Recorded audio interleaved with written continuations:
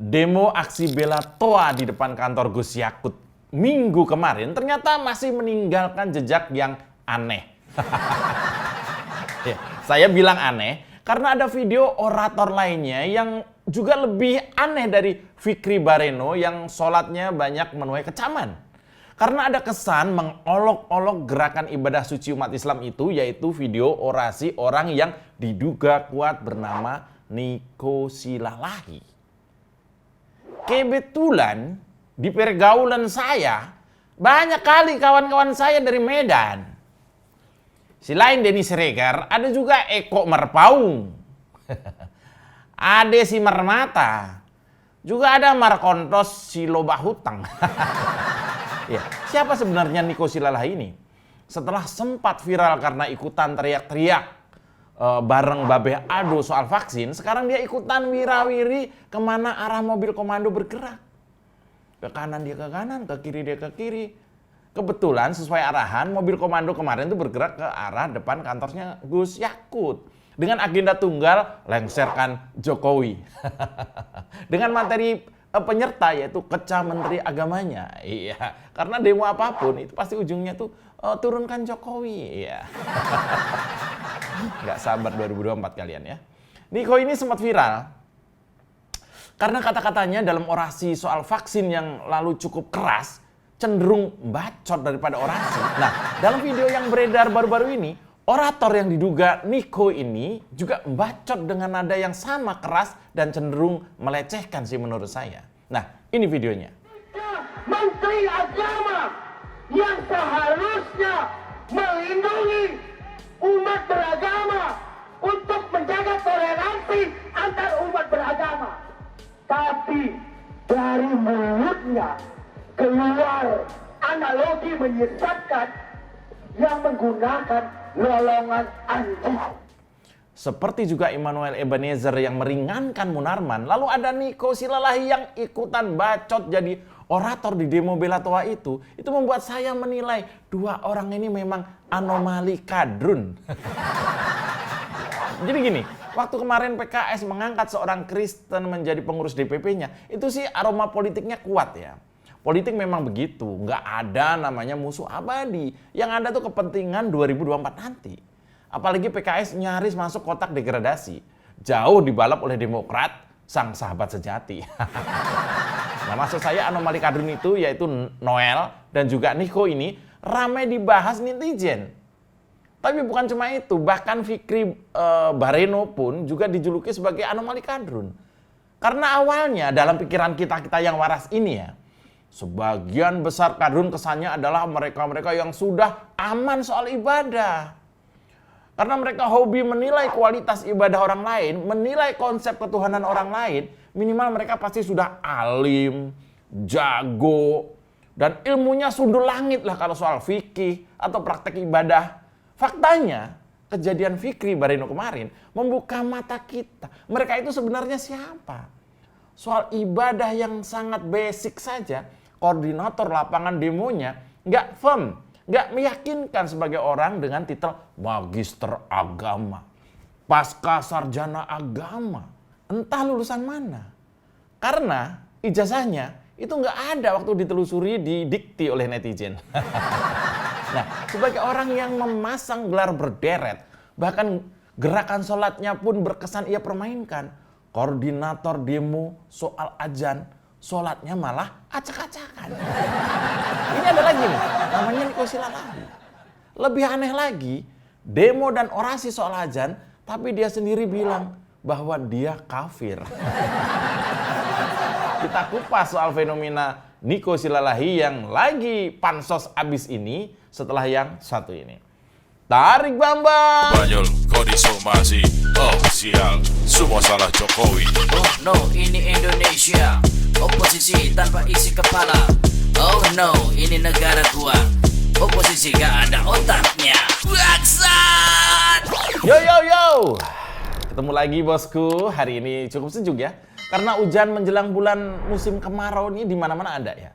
Sekitar 3 minggu lagi kita bakal memasuki bulan suci Ramadan. Semoga kita semua, terutama bagi yang akan menjalankan ibadah puasa nanti, bisa sama-sama melalui dengan baik dan juga sempurna. Ya, hari ini ada berita haru sekaligus mengkhawatirkan saya. Seorang kiai muda NU yaitu Kiai Farid ditusuk oleh orang tak dikenal. Ini kejadiannya di Indramayu, Jawa Barat. Dari informasi awal yang didapat, pelaku penyerangan beraksi seorang diri. Pelaku membawa senjata tajam berupa arit dan masuk ke kediaman sambil mencari Kiai Farid. Namun Kiai Farid sedang tidak ada di rumah. Kemudian pelaku langsung melukai istri dan keponakan Kiai Farid yang saat itu sedang berada di rumah. Setelah melakukan penganiayaan menggunakan arit, kemudian mencari keberadaan Kiai Farid. Dan melihatnya tanpa berpikir panjang, pelaku pun langsung melayangkan arit tersebut ke bagian tubuh Kiai Farid. Sadis dan kejam. Motivasinya masih didalami oleh aparat setempat. Karena pelaku juga sudah babak belur ditangkap warga. Saya tadi melihat foto-fotonya. Dan saya miris melihatnya. Ada tikaman persis di sebelah sini ya, dan luka di sekujur badan Kiai muda NU ini mengalami shock yang luar biasa. Nah, asumsi awal memang ini terkait dengan isu yang sedikit banyak menyudutkan NU. Terkait dengan masih soal toa kemarin. Publik waras juga curiga pelaku penganiayaan ini bisa jadi masih termakan isu yang digoreng oleh orang-orang seperti misalnya Niko Silalahi ini. Provokasinya ketika orasi alias membacot kemarin di aksi demo bela toa kemarin cukup membuat gusar siapapun yang mendengarnya. Bahkan ada kesan melecehkan Menteri Agama. Mungkin karena khawatir terjadi seperti musibah yang menimpa Kiai Farid ini, maka netizen waras Indonesia menyerukan aksi tangkap Niko Silalahi. Karena dianggap memprovokasi. Lantaran Niko adalah non-muslim yang mencoba bermain-main di isu yang sebenarnya lebih kenceng gorengannya daripada masalah sebenarnya. Kita kupas lagi soal kadrun yang satu ini setelah kita baca komentar sobat oposan soal Niko Silalahi berikut ini. Ya, komentar pertama dari Heru Hanafi, Bandung, Kumaha Damang.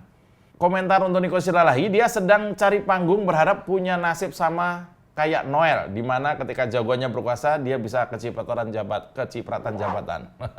Saya nggak ngerti maksudnya, tapi ya oke, makasih ya. Ada Yaki di Jakarta, katanya mungkin Niko ini nggak dapet toa dari Anies. Tetap ya, Jakarta nyangkutnya ke Anies juga. Yang ketiga dari Nada Ikan Jember. Suara kencang percuma kalau buat demo sesuatu yang nggak bermanfaat. Jangan ngalah-ngalahin emak-emak yang demo harga sembako deh. Iya, minyak masih langka. Pada rebutan sih, kalau rebutan sih nggak langka ya. Yang keempat dari Vian Maumere. Niko, anak bawang yang mau mencari popularitas. Sudah bosan bikin cuitan yang meresahkan warga di medsos, sekarang beralih profesi menjadi penjual toa. Beletak. Terima kasih buat Vian di Maumere ya, bagus. Dari Yantien di Pontianak, apa kabar Pontianak? Aksi dan cuitan Niko mengingatkanku dengan pepatah tong kosong nyaring bunyinya. Seru ya. Yang keenam dari Pak Winarto Bandung. Bandung lagi ya. Daripada demo toa, mending kita demo masak. Itu lebih bikin kenyang ya. Yang ketujuh dari Ambrosius Caesar. Jambi nih. Wah, ini anak muda nih ya. Saya rasa tidak cocoknisasi apabila seorang aktivis berbuat demikianisasi karena dia mendukung gerakan PA212. Ini apaan sih? Jadi bikinisasi ya. Ya, itu tadi komentar-komentar yang akan kita undi pada akhir bulan ini untuk dapatkan 2 orang dengan masing-masing 1 buah unit handphone persembahan Oposisi 69 FM, dan kami tunggu komentar-komentar Anda di YouTube, WhatsApp grup atau di sosial media 2045 TV. Kita sharing dan diskusi soal radikalisme, intoleran, dan kadrunisme di Indonesia. Baik, kita kulik soal kadrun yang viral ini setelah kita beletak yang satu ini. Tarik Bambang! Indonesia negara besar, bukan tempat paham radikal. Iya. Indonesia bukan negara. Iya, aktivis Niko Silalahi mengecam pernyataan Menteri Agama Yakut Khalil Qauma saat aksi demonstrasi di depan kantornya Kementerian Agama.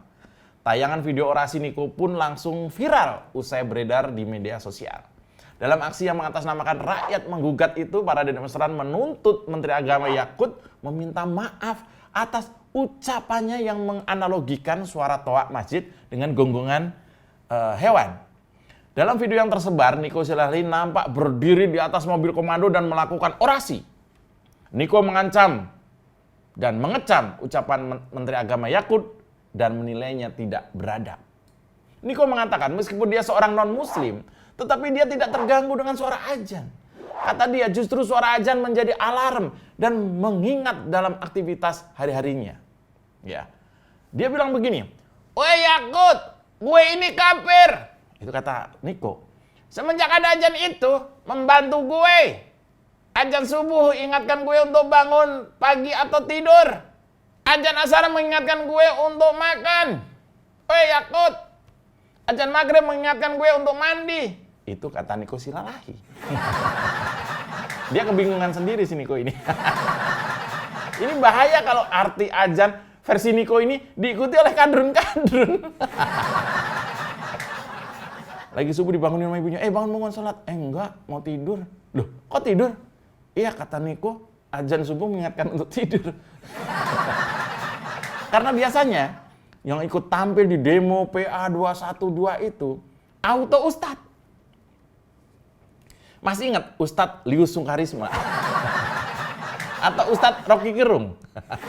Bukan main kan? Iya. Lalu pria yang bernama asli Nicholas Franz Giscos ini berujar, selama rejim ini berkuasa, narasi radikal selalu jadi senjata rejim untuk menutupi kegagalan mereka. Sebentar deh, ini kok mirip-mirip pernyataan Noel ya? Nafas kalimatnya tuh sama, jangan-jangan dia satu grup WA ini. Ya, Niko menyayangkan nih Gus Yakut yang menganalogikan suara Toa Masjid dengan suara hewan. Dia meminta Gus Yakut akan mohon maaf kepada umat Islam. Niko juga minta Gus Yakut bertaubat. Ada orang yang mengaku kafir, nyuruh bertaubat seorang anak dan cucu kiai besar Indonesia. Kadrun kalau ngelawak nggak kira-kira. Sudahlah, tarik saja Bambang. Masa depan, halo kawan, jangan ikut Taliban. Mau kemana kawan, tanpa arah tujuan. Cari masalah lawan, urus saja masa depan. Halo kawan, jangan ikut. Mau kemana kawan. Geleng-geleng gua. Ya ada orang yang mengaku kafir nyuruh taubat. Ini kan unik ya.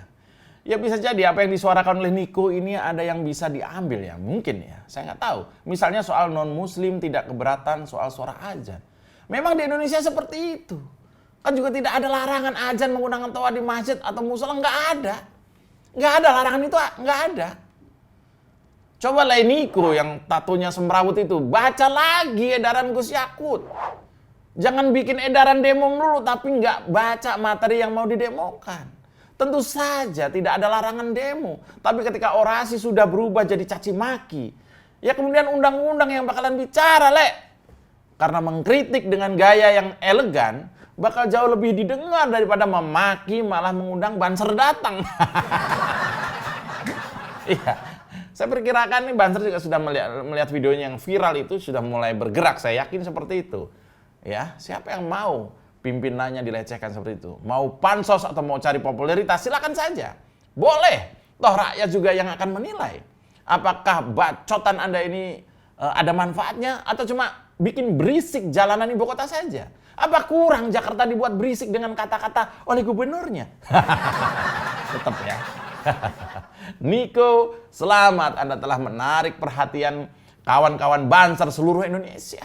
Semoga bisa dipertanggungjawabkan semua cacian dan makian Anda. Saya Mas Joprey, demikian siaran Oposisi 69 FM. Jilat bawahan, tekan atasan. Bletak! Tarik Bambang! Mas Joprey. Mau kemana kawan, tanpa arah tujuan. Cari masalah rawan, urus saja masa depan. Halo kawan, jangan ikut Taliban. Mau kemana kawan, tanpa arah tujuan. Cari masalah rawan, urus saja masa depan. Halo kawan, jangan ikut. Mau kemana kawan, tanpa arah tujuan. Cari masalah rawan, urus saja masa depan. Halo kawan. Indonesia negara besar, bukan tempat paham radikal. Indonesia bukan negara barbar. Udah senggol kami manut lurit golok bertobar. Ini tahu